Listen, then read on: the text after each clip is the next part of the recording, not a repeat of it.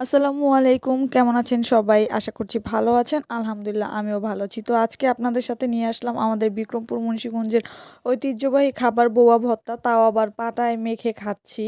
আমরা ভর্তা বানানোর পরে পাটার মধ্যে ভাত অথবা বউয়া যাই তৈরি করা হোক না কেন, সেগুলো নিয়ে বিভিন্ন আইটেমের ভর্তা দিয়ে এভাবে মাখিয়ে খাই। আপনারা কারা, কারা এরকম খেয়েছেন তা অবশ্যই কমেন্টে জানাবেন। আর আমাদের বিক্রমপুর মুন্সিগঞ্জের হলে তো কথাই নেই। আমাদের হচ্ছে প্রতিদিনের একটা রুটিন হয়ে যায় যে বোয়া ভর্তা আমাদের লাগবেই। আমরা যতই হালকা নাস্তা করি না কেন, আমাদের বোয়া ভর্তা লাগবেই মাস্ট।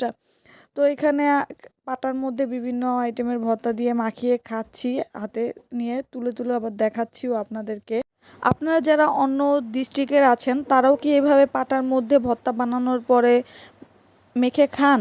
খেলে কিন্তু কমেন্ট বক্সে অবশ্যই জানাবেন। আর বিক্রমপুরের মানুষেরা, আপনাদের কি এখন দেখে পাটায় মাখা বোয়া ভর্তা খেতে ইচ্ছে করছে? কমেন্টে বলে যান।